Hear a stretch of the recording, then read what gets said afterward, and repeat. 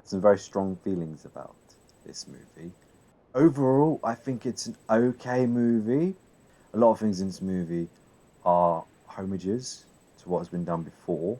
Like a lot of the scenes with Laurie Strode just standing there randomly and just it just doesn't do anything for me. It's just weird. Her just stalking her granddaughter. Whereas when Michael was doing it, it was creepy because of course he's a serial killer, so it's going to be creepy. And he looks weird. He's not going to scare anyone. Then you had things like the age mask that they done in this, as well as what they did in Rob Zombie's version. Now I understand why they had it in this version, being that he was incarcerated for 40 years, and then he's going on another killing spree. So they would have used the original mask. That makes sense. I'm not having a go at the movie for that. But then like stuff like him escaping and then him going on a killing spree, they did that in the original Halloween. They did that in Halloween 4.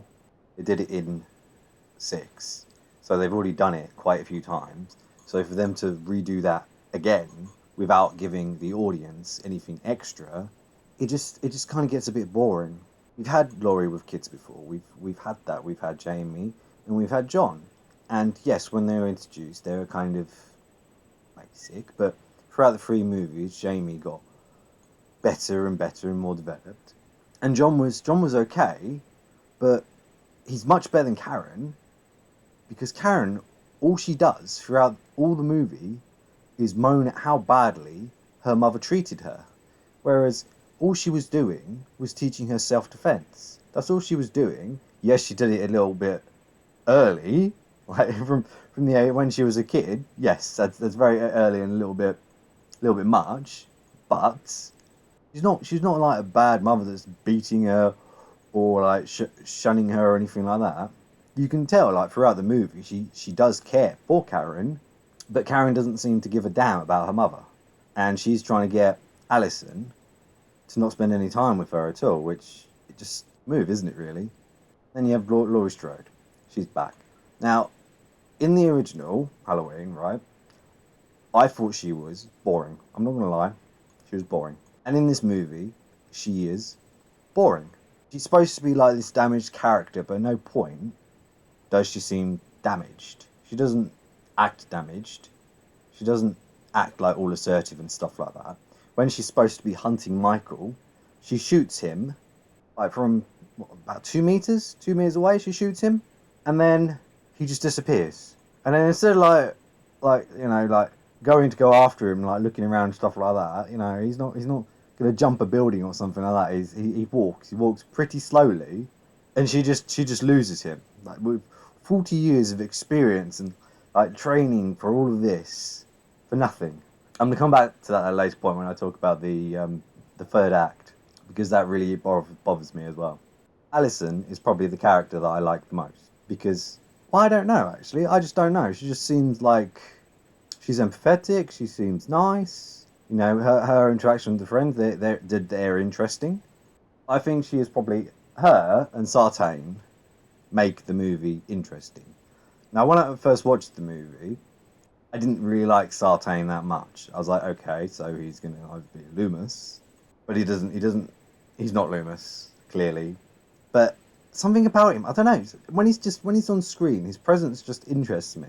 Also, the reporters as well. I really that opening scene is easily the best part of the movie. With the reporters going to see Michael when he's incarcerated, showing him the mask and asking him to talk, and then all the nut jobs around him, just like screaming, doing their little things. That is cinema. That is amazing. And I wish this movie had more scenes like that.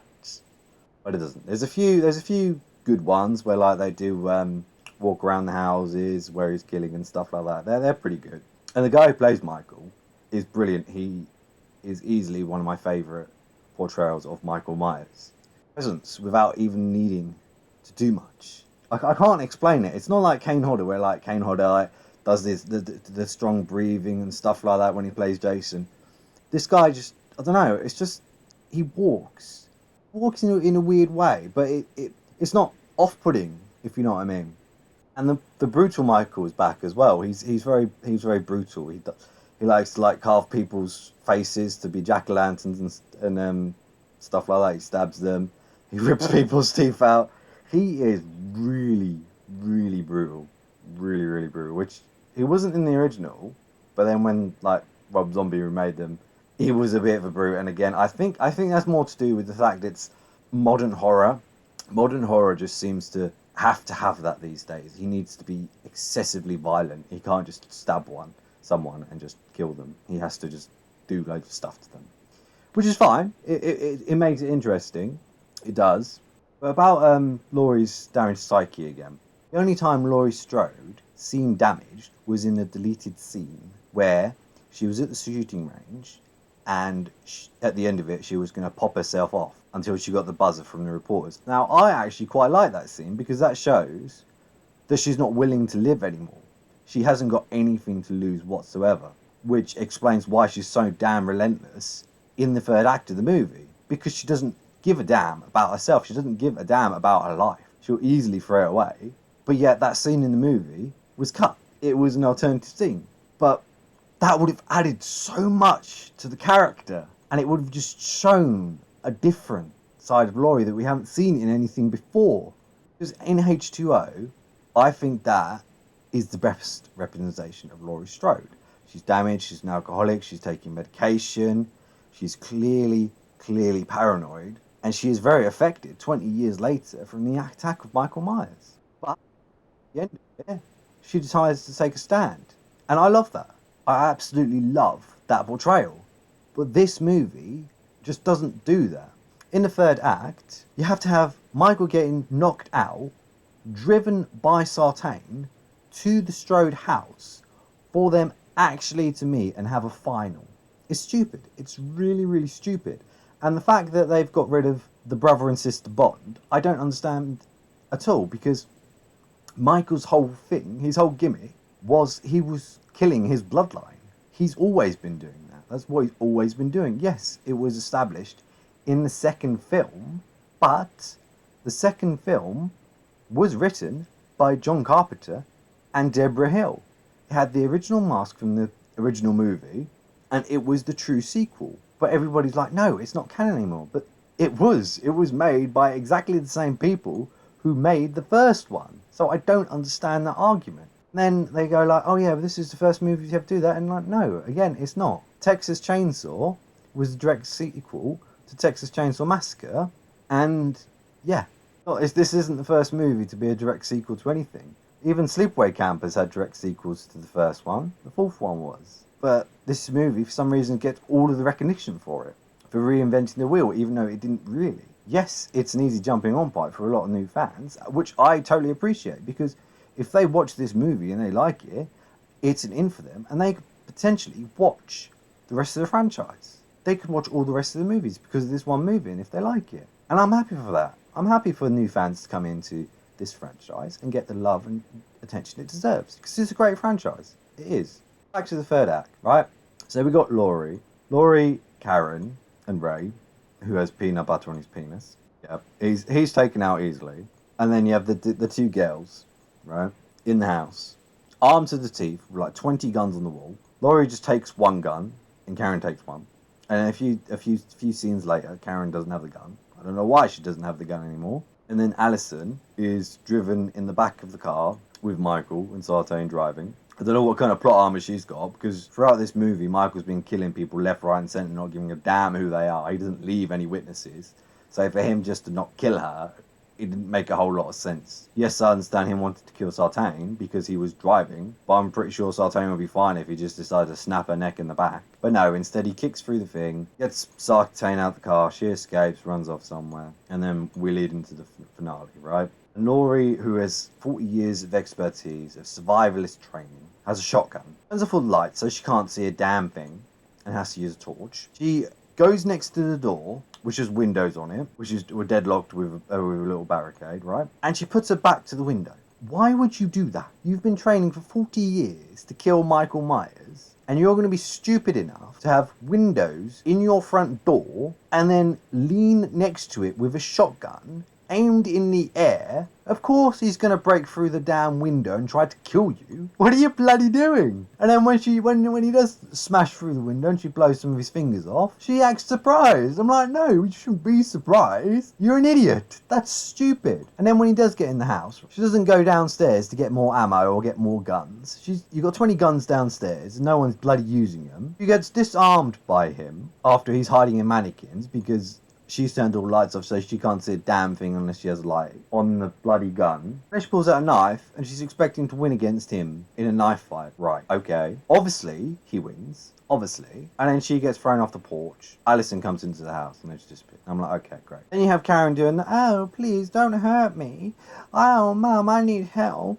Please help me. And then she shoots Michael, which is actually a pretty good bit in the movie. I like the 180 she did in that. That was pretty good. But the fact that they had this perfect hiding spot underneath the house. When Laurie is down there, she's shooting at Michael. You've just given away your hiding spot. What are you doing? Genuinely, what are you doing? What is your plan here? It's just a bonkers plan that makes no sense when you think about it. So she gives away the position. So then Michael can start ripping up the bloody cabinet and trying to get him downstairs. When they're trapped downstairs, after he gets shot, she stabs him and falls downstairs and they all run out and then it turns out to be a cage.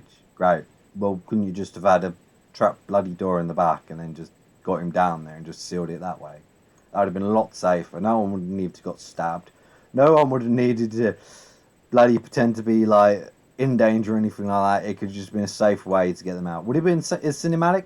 Probably not. Probably not. But it would have been the smart thing to do. For someone who's trained to do this 40 years, it would have been really, really clever. But no, she's an idiot. Me getting rid of the brother-sister bond makes Laurie a worthless character because there's no reason for him to go after her. There's no point in her being there at all. It could have literally been anyone in that situation. Like making Leatherface handsome. It's like, which they have done in the sequel, which is awful, by the way. Or prequel, whatever you want to call it. It's like getting rid of the hockey mask that Jason has in part 3. It just doesn't make sense. It was introduced by the creators of Michael. So to throw that away just gets rid of what made Laurie interesting for me. And what made Michael interesting. They don't have that relationship anymore. Instead, she just wants to... I don't know what she wants to do. She says she wants to kill him, but she never actually does anything to try and kill him. Yes, she traps him in the cage, which is burning, but Halloween Kills is out. So we all know that's going to go. I do like the fact that everybody who came on board to do this movie, with David Gordon Green and Danny McBride, even John Carpenter came back to do some of the score and brought his son with him. And Jamie Lee Curtis is obviously back. It was a passion project for them. I've watched all the extras, all the special features right after watching the movie, and you can tell how passionate they are about this project and how excited they are to breathe new life into the Halloween franchise for new fans. And I'm completely behind that. I think it's brilliant. It really, really is. It's just a shame that this movie is more of an introduction movie as opposed to what it was supposed to be. Because when they're doing press originally before this movie came out, it was supposed to be the definitive sequel that ended the Halloween franchise forever. But it wasn't. It just led into an open-ended thing that, of course, is leading into 2 sequels. We now have Halloween Kills, and then eventually we're going to have Halloween Ends. So it's not going to be the end of the franchise. I understand this movie made a hell of a lot of money, but even before that, they didn't reshoot the finale or anything. They had an idea for the finale. There was going to be a knife fight between Laurie and Michael, which might have been very interesting. Heck, even in the special features, you saw Karen wielding a crossbow instead of the gun. Don't know what she was going to do with the crossbow, but I would have loved to have seen what she would have done, or an alternative scene, because clearly, if they have that footage, they have shot stuff that isn't on the Blu-ray extras. And I would love to watch all of it. If there was an alternative ending or something like that, I really, really would be interested in watching that. So that's my thoughts. All of the new things they introduced, the reporters, the babysitter and the kid who was being babysat, I thought they were all awesome. And all those scenes were probably the best scenes in the movie. But the rest of it that focused on Laurie really did bring it down. Because I don't think the Strode women are that interesting at all. I am looking forward to watching Halloween Kills. I'm seeing it tomorrow. Fingers crossed it's good. Yeah, I think this movie's okay. I think it could have been a lot better. But I'm happy the Halloween franchise is continuing. And I'm happy that it's reinvigorated the horror franchise. audiences to some degree, because now, because of this movie, we are getting a new Texas Chainsaw Massacre movie. We're getting a new Scream movie. And I'm sure we're going to get plenty of other movies in the future because how financially successful this was. I don't have a problem with the movie at all. I just think it's an okay movie. I've watched this movie 4 times since it came out every year for Halloween. And I may very well be doing that again. It's a decent movie.